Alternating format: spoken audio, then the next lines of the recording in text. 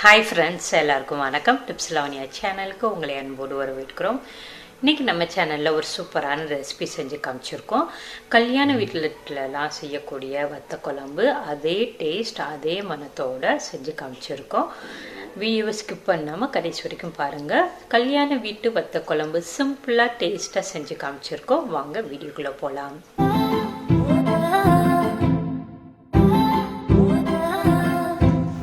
வத்த குழம்பு பண்ணுறதுக்கு வத்த குழம்புக்கு பொடி ரெடி பண்ணிடலாம். 1 ஸ்பூன் துவரம்பருப்பு, அரை ஸ்பூன் கடலப்பருப்பு, 1 ஸ்பூன் வரமல்லி,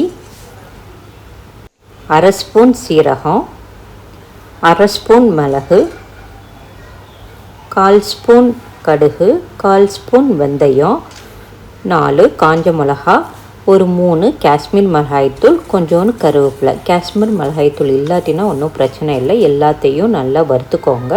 இது நல்லா ஆறுனதுக்கப்புறமா மிக்ஸி ஜாரில் போட்டு நல்லா பவுடரை அரைச்சி எடுத்துக்கோங்க. இந்த மாதிரி நல்லா பவுடர் அரைச்சதுக்கப்புறமா அடுப்பில் ஒரு கடாயை வச்சுட்டு நல்லெண்ணெய் ஊற்றிக்கோங்க. ஒரு 4-5 ஸ்பூன் ஊற்றிக்கோங்க.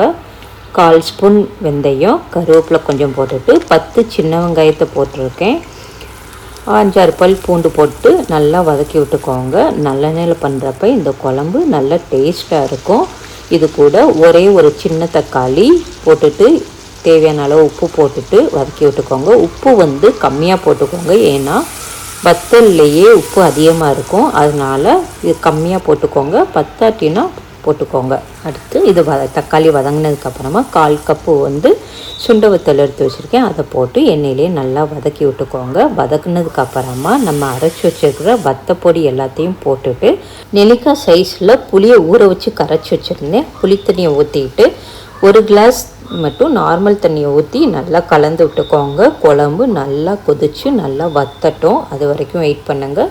நல்லா வத்துனதுக்கப்புறமா கடைசியாக ஒரு அரை ஸ்பூன் வெல்லம் போட்டு நல்லா கிண்டி விட்டுட்டு ஸ்டவ் ஆஃப் பண்ணிங்கன்னா சுட சுட சூப்பரான வத்தல் குழம்பு கல்யாண வீட்டு ஸ்டைலில் டேஸ்ட் எல்லாமே அதே மாதிரி இருக்கும்.